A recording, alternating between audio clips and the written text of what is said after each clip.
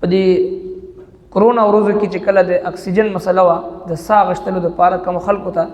د ساه تکلیف وه دغه اکسیجن د هغوی ته چې کوم لګېدو نو د روزمره په بنیاد باندې د زرګونو روپو اکسیجن په پیسو باندې خلکو ځان ته لګو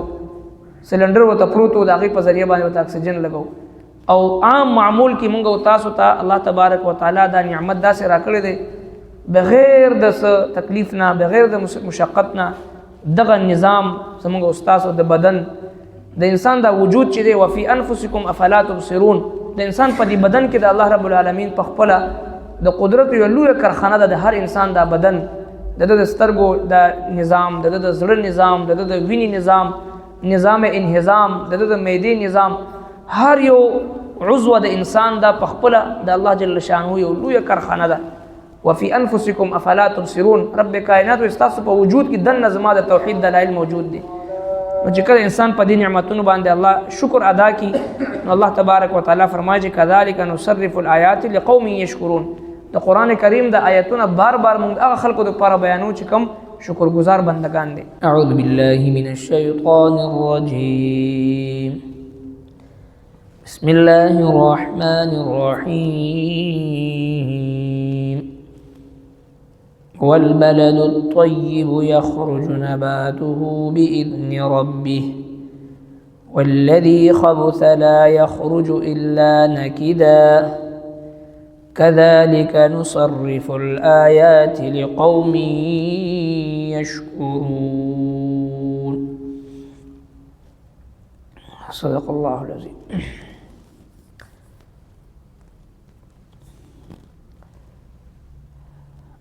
دین مخ کی آیت مبارکہ کی اللہ تبارک و تعالی د توحید دلائل په یو ډیر عجیب انداز سره بیان فرمایل چې الله سبحانه و تعالی هغه ذات دی چې هغه لګي هواګانی زیر ورکون کی مخ کی د باران رحمت نه او هر کله چې راوچت کی دا اوچت درنی اوریزی دا هوا راوچت کی او روان کی هغه زیتا چې کم زی اوچوي شاړوي مړوي ځمکه او بیا راوري پاغي باندې اوبو او روباسي پاغي سره د هر قسمه د میوونه نو سرنګي چې الله تبارک وتعالى په خپل قدرت کامله سره اوریز اگر روان کی یو زیت اورسي منزل مقصود ته اورسي باران اوري داغي په ذریعہ باندې میوه او هر قسمه نباتات اگر وباسي اگر اوچا او شاړه او مرزمکه اگر زرغون کی او راجوندي کی كذلك نخرج الموتى لعلكم تذكرون دغه شانتی ز مړی به هم راجوندي کوما سرنګ چې اوچا او شاړه او بنجر زمکه الله تبارک وتعالى د باران په ذریعہ باندې را زرغونی او راجوندي کوي دغه سي مړی الله جل شانه با دوباره را پاسي او دوباره با راجوندي کوي نو د باران رحمت د نزول چې کوم سلسله ده او کوم نظام دی پدې کې یو ډېر لوی اهم درس او سبق پروت دی یو ذی شعور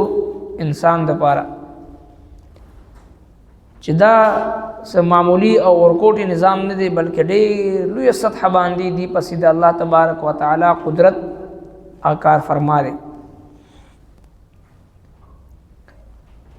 او یو د باران د مثال بیانولو په ذریعہ باندې الله جل شانه دغه عقیده د مسلمان پخته کول غواړي چې د مرګ نه بعد دوباره ژوند دا یقیني دی كذلك نخرج الموتى دغه شانتي مونږه مړی چې دی هغه روباسو با اذا زلزلت الارض زلزالها واخرجت الارض اثقالها وقال الانسان ما لها يومئذ تحدث اخبارها چې چې کله زلزله راشي او زمکه په دې زمکه کې چې کم سیز خخ وي هغه به راوباسي بهر به وغورځي او وقال الانسان ما لها انسان به وایي چې دې زمکې باندې څه چلو شو چې کم خزانی او کم مړی او کم سیز چې دې زمکې لاندې پروت وي هغه به هر څه بهر راوغورځي یومئذ تحدث اخبارها په دغه ورځ باندې د اخبار په شکل کې به هر یو شی به مخې ته راشي بأن ربك اوحى لها د رب کائنات حکم ورته شوی وي د ځمکې ته چې په دې باندې زلزله ده شي او څه چې په دې ځمکه کې دننه دی چې هغه را بهر شي نو لہذا د مرګ نه بعد چې کوم دوباره ژوند دی په دې باندې د یو مسلمان عقیده پخته شي لعلکم تذکرون دې دپاره تاسو نصیحت قبول کړئ دا یو نصیحت دی یو زنده چې د مرده په قبر ورشي دومره بس د نصیحت په دا دنیا رحمان بابا فرمای چې یو ژوندي یو زنده چې د مرده په قبر ورشي دومره بس د نصیحت په دا دنیا نو دا مثال تاسو ته الله تبارک وتعالى فرمایي چې ځکه بیانوم لعلکم تذکرون چې تاسو نصیحت قبول کړئ نن چې کوم آیت مبارکه ده پدې کې الله تبارک وتعالى یو بل مثال ذکر کوي والبلد الطيب او خار پاکیزه یخرج نباته روز داغینا زرغونه داغی باذن ربه داغی در رب حکم والذي او کم ازمک چی خبث خراب ده لا يخرج نروز داغینا الا نکدا مگر ډیر کم زرغنا كذلك دغشان نصرف الآيات من بیا بیا بیانو آیتنا لقوم او خلق د پارا یشکرون چې شکر ادا کوي په دې آیت کریمه کې یو بل مثال ذکر کړي چې د الله تبارک وتعالى د طرفنا باران رحمت وشي پزمکه باندې او دغه باران رحمت په ټولو زمکو باندې یو شانتي وریږي نو چې کله باران وریږي نو ځینې زمکې هغه وي چې هغه پاک او صاف زمکه وي او هغه د اوبو راکاږي ځان ته او د هغه اوبو نه استفاده وکړي د هغې اوبو نه استفاده وکړي او د هغې ځمکې چې کوم نباتات دی فصل دی پھل پھول دی میوې دی فصلونه دی هغه را زرغون شي او ورسره خوا کې یو هغه ځمکه ده چې کوم ګنده ځمکه وي او شاړ او بنجر ځمکه وي اوچه ځمکه وي هغه دغه اوبو راکاږي ځمکه لمده شي او بیا اوچه شي هېڅ پته یې ونه لګي هغه اوبو په هغې باندې څه اثر ونه کړي ځکه اگر چې اوبو د فایدې شی دی خو چونکې د ځمکه کې خپله خرابي ده خپله پکې څه کمال نشته زرخیزه نه ده نو هېڅ فایده ونه کړي الله تبارک وتعالی دا مثال دې دپاره بیانوي چې د الله تبارک وتعالی نزول رحمت څرنګه چې باران کېږي دغسې د الله تبارک وتعالی د آیتونو نزول وشي د الله کتابونه راشي د الله پیغامات راشي د الله د دین د بهار هواګانې اوچلیږي د هدایت هواګانې په مخ د ځمکه باندې اوچلیږي د الله دین طرف ته د رابللو دپاره د الله پیغمبران او بیا د هغې نه بعد قیامته پورې د الله جل شانه د طرف نه منادي د الله تبارک وتعالی دین طرف ته رابلونکي خلق په مختلفو شکلونو کې په مختلفو صورتونو کې مخې ته راځي نو د الله جل شانه د طرف نه چې کوم د هدایت بهار اوچلیږي د هدایت هواګانې اوچلیږي د هدایت پیغامونه اوچلیږي کومو خلکو ته الله جل شانه هدایت ورکول غواړي هغوی دا سیز قبول کړي د هغې نه استفاده وکړي او د الله طرف ته د الله دین طرف ته او د الله کتاب طرف ته متوجه شي هغه ځمکې په شان دي کوم ځمکه سرسبز و شاداب وي او زرخیزه ځمکه وي هغه اوبه راکاږي ځان ته او نتیجه کې خلکو ته پھل پھول او میوې او فصلونه دا ورکوي نو دغه خلکو مثال دی او دویم هغه خلک چې چاته الله تبارک وتعالی هدایت ورکول نه غواړي دا غوی مثال داسې دی لکه چې یو لوښي الټه پروت وي که هر څومره اوبه ور باندې واچولی شي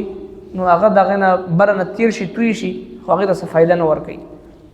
الله تبارک وتعالی چې دی د هغوی زړونه هغه کوږ کړي وي، هغوی ته هدایت نه میلاوي، هغوی د ضلالت او د ګمراهۍ په لاره باندې روان وي چې هر څومره د هدایت هواګانې وچلیږي هغوی ته څه فایده نه ورکوي. دا مثال بیانولو نه بعد الله تبارک وتعالی فرمایي کذالک دغه شان نصرف الآیات موږ بیا بیا بیانو د آیتونه لقوم خلقو دپاره یشکرون چې شکر ادا کوي. شکر گزار خلق د الله د کتاب نه استفاده کولی شي او دا شکر گزاری دا یو داسې بهترین صفت دی چې کله یو مسلمان د الله تبارک وتعالی په لږو نعمتونو باندې د هغه شکر ادا کی الله جل شانه د هغه په لږو عباداتو باندې خوشحالیږي، راضي کیږي. او د شکر چې دی د الله تبارک وتعالی د رضا کولو ټولو نه اهم او بنیادی ذریعہ هغه دا شکر دی. رب کائنات فرمایي چې وان تشکروا يرضه لكم، کچې تاسو زما شکر ادا کړئ نو الله جل شانه فرمایي زه به تاسو نه راضي شم. خو نن د مسلمان په ژوند کې هر یو نعمت شته، صرف او صرف چې کوم دی هغه د شکر چې کوم صفت دی هغه په مسلمان کې نشته دی. موږ او تاسو په ورځ کې د الله رب العالمین بے شمار نعمتونه هغه موږ او تاسو استعمالو، د هغې نه استفاده کوو. خو چې اکثریت د مسلمانانو وګورو نو په ژبه باندې د ناشکرۍ کلمات وي او د ناشکري دا یو داسې بیماری ده چې دا په نعمتونو باندې زوال راولي. او هر یو کس زموږ او تاسو د معاشرې هغه چې د خپل خواهشات ضروریات ګرځولې دي او چې کله خپل خواهشات ضروریات وګرځي نو بیا د هغه ضروریاتو حصول دپاره خواهشاتونه ضروریات جوړ کړي او بیا د هغه ضروریاتو پوره کولو دپاره چې د هر قسمه ګناه ته غاړه ږدي او شپه ورځ په یو پریشانۍ کې او په مشکلاتو کې او په یو ټینشن کې او په یو بیماری کې مبتلا وي د حب دنیا او حب مال او حب جاه. حالانکه د الله رب العالمین په موږ او تاسو باندې دومره نعمتونه دي چې موږ او تاسو د هغې شمیر هم نشو کولی. دغه چې کله په دې کرونا ورځو کې چې کله د اکسیجن مسله وه د ساه اخیستلو دپاره کومو خلکو ته د ساه تکلیف وه، دغه اکسیجن د هغوی ته چې کوم لګېدو نو د روزمره په بنیاد باندې د زرګونو روپو اکسیجن په پیسو باندې خلکو ځان ته لګو، سلنډر ورته پروت و د هغې په ذریعه باندې ورته اکسیجن لګو. او عام معمول کې موږ او تاسو ته الله تبارک وتعالی دا نعمت داسې راکړی دی بغیر د څه تکلیف نه، بغیر د مشقت نه. دغه نظام زموږ او تاسو د بدن د انسان دا وجود چې دی وفي انفسکم افلا تبصرون، د انسان په دې بدن کې د الله رب العالمین په خپله د قدرت یو لویه کارخانه ده. د هر انسان دا بدن د د سترګو د نظام، د د زړه نظام، د د وینې نظام، نظام انهضام، د د معدې نظام، هر یو عضو د انسان دا په خپله د الله جل شانه یو لویه کارخانه ده. وفي انفسکم افلا تبصرون، رب کائنات استاسو په وجود کې دنه زما د توحید دلایل موجود دي. نو چې کله انسان په دې نعمتونو باندې الله شکر ادا کی